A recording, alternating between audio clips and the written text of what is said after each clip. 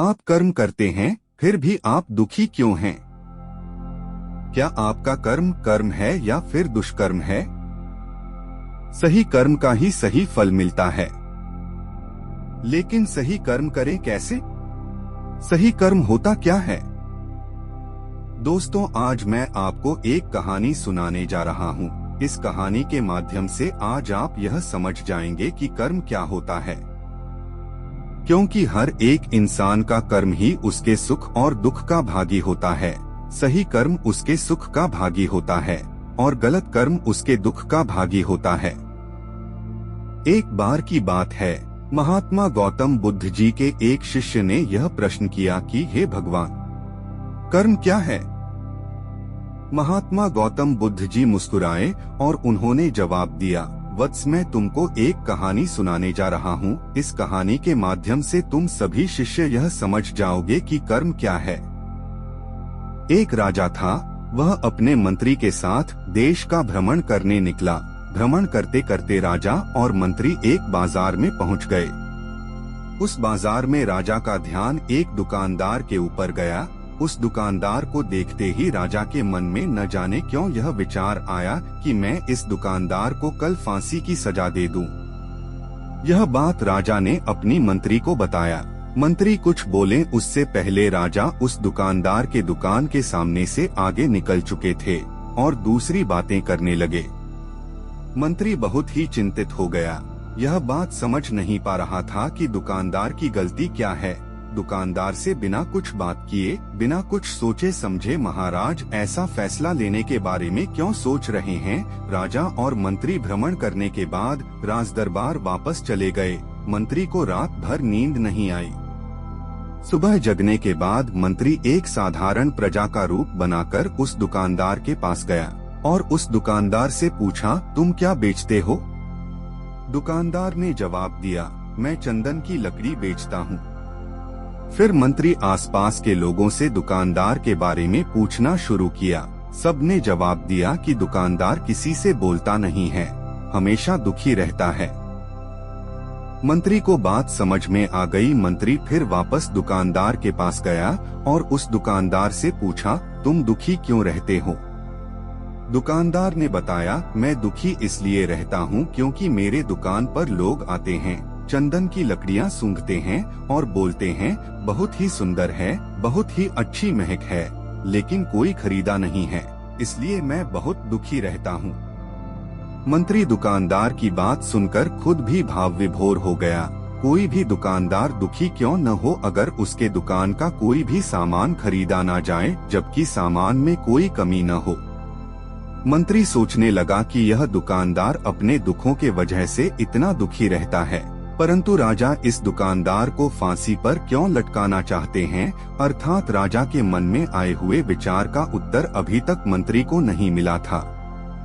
मंत्री ने फिर दुकानदार से पूछा, भाई तब तुम क्या करोगे अगर तुम्हारे दुकान की सारी चंदन की लकड़ियां ऐसे ही रखी की रखी रह जाएंगी तो? दुकानदार ने गुस्से भाव में बोला, हाँ मैं जानता हूँ मेरी चंदन की लकड़ियां ऐसे ही रखी रह जाएंगे, कोई नहीं खरीदेगा। इसीलिए मैं सोचता हूँ कि हमारे देश का राजा जल्दी से मर जाए। अगर वह जल्दी से मर जाता तो मैं उस राज दरबार में उस राजा के दाह संस्कार के लिए अपनी चंदन की लकड़ी देता, जिससे मुझे कुछ पैसे मिल जाते और इस बाजार के अलावा बाकी के लोगों को भी मेरे चंदन की लकड़ी के बारे में पता चलता, तो फिर शायद कुछ न कुछ लोग मेरी दुकान से जरूर खरीदने आते चंदन की लकड़ी। मंत्री दुकानदार की बात को सुनकर सब कुछ समझ गया और उसके मन में एक विचार आया। मंत्री ने दुकानदार से चंदन की कुछ लकड़ियां खरीदे। इस खरीदारी से दुकानदार को कुछ पैसे भी मिल गए और वह थोड़ा खुश भी हो गया। मंत्री चंदन की लकड़ियों को लेकर वापस राजदरबार चला आया। राजदरबार पहुंचकर मंत्री ने उन चंदन की लकड़ियों को राजा के समक्ष रख दिया और बोला कि हे राजन, ये चंदन की लकड़ियां उसी दुकानदार ने आपको भेंट किया है जिस दुकानदार को आप फांसी देने के लिए सोच रहे थे। राजा उन चंदन को सूंघे तथा सूंघने के बाद बड़े ही प्रसन्न हुए। उन्होंने कहा, यह चंदन की लकड़ियां बहुत ही ज्यादा खुशबूदार हैं दुकानदार के इस अनोखे भेंट से राजा बहुत खुश हुए और मंत्री को कुछ स्वर्ण मुद्राएं दिए तथा बोले, जाओ उस दुकानदार को ये स्वर्ण मुद्राएं इनाम में देना और बोलना कि आज के बाद महल में जब कभी भी चंदन की लकड़ी की जरूरत पड़ेगी तब तुम्हारे दुकान से ही चंदन की लकड़ी ली जाएगी।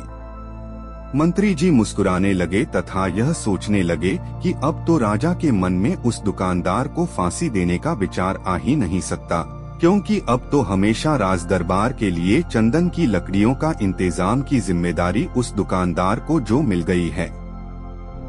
मंत्री स्वर्ण मुद्राओं को लेकर वापस दुकानदार के तरफ चल दिया। इधर राजा इस विचार में पड़ गए कि वह दुकानदार तो बड़ा ही अच्छा इंसान है। जिस वक्त मैं उसके बारे में यह सोच रहा था कि मैं इसको कल फांसी दे दूंगा, तब शायद उसके मन में उस समय यह विचार चल रहा था कि राजन पहली बार मेरे दुकान के सामने आए हैं, क्यों न मैं उनको अपनी सुंदर और खुशबूदार लकड़ियों को भेंट करूं, और आज उसने मुझे भेंट भी किया। बेवजह ही मैं उसको फांसी देने के बारे में सोच रहा था। इधर मंत्री दुकानदार के पास पहुंच गया।